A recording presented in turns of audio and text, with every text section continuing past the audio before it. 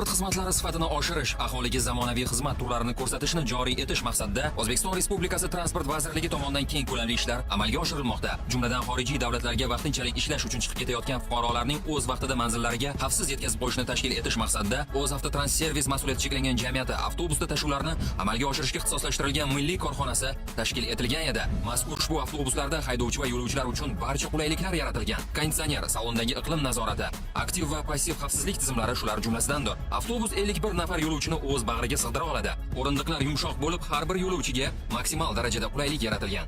Agar zarurat bo'lsa, o'rindiqlarni old va orqa tomonga siljitish hamda yon tomonga ham sozlash mumkin. Har bir yo'lovchi o'rindiq ustida havo deflektori va individual yoritish lampalari ham bor. Shuningdek, yo'lovchilarning qo'l yuklarini joylashtirish uchun salonning yuqori qismida maxsus joylar ajratilgan.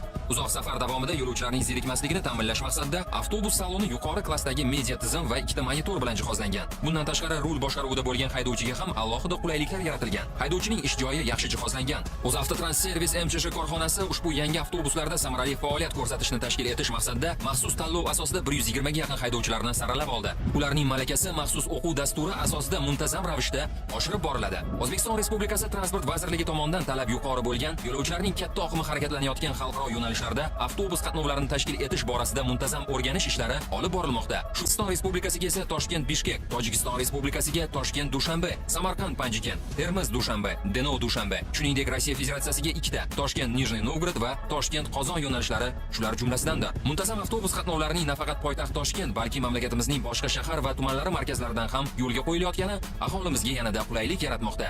O'z Avtotranservis MCH korxonasi aynan mana shu jarayonda fuqarolarimizni xavfsiz va o'z vaqtida manziliga yetkazib qo'yishni amalga oshiradi. Hozirda korxona Rossiya Federatsiyasiga Toshkent-Omsk, Toshkent-Ufa, Toshkent-Moskva, Toshkent-Yekaterinburg, Toshkent-Samara shaharlari o'rtasida muntazam xalqaro avtobus qatnovlarini yo'lga qo'yishni rejalashtirgan.